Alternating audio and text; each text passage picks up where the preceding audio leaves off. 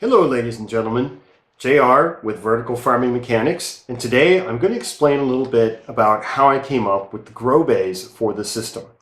Now the grow bays are composed of literally a 2-liter or 1-liter bottle recycled from Pepsi, Coke, Sprite, whatever you happen to have.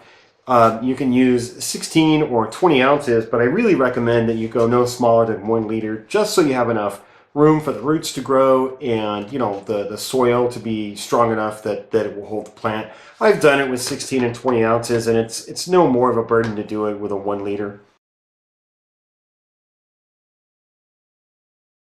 Where are you going to get the bottles? Well, like I said, you can save them. But if you go down to any recycling center, they will have literally huge bins full of 1 liter, 2 liter, every kind of pop bottle, water bottle you can think of. So what I would do is go up to the owner and give him $5, offer him $5 and say, or her, and say, look, I have this vertical farming system. I need some pop bottles for growing. Can I take a bag or 2? I usually take 2 bags for $5. That's more than generous, trust me, because you're dealing with somebody who probably doesn't get $5 for 100 pounds of this stuff.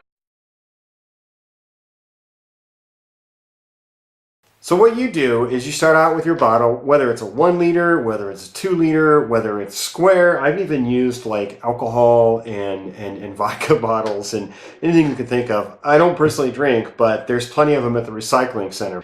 So you get your 2 liter bottles or your 1 liter bottles. I always rinse them ahead of time. You can rinse them after, it doesn't matter. Take the label off, take the top off, and then at that point you want to cut it along its axis on the bottom. You don't want the rings and the little gripper things and whatnot. You want to cut just above those. And from there, you lay it on its side. I always crush it down to a flat, and then I cut a 45-degree angle. And if you look at the photograph there, you'll see I've already started it. You don't have to use a pair of scissors, but I highly recommend it, and use a good pair of shears that are good for cutting. You can do one side at a time. I do both sides at a time because I have heavy shears, and it's just easier to cut it.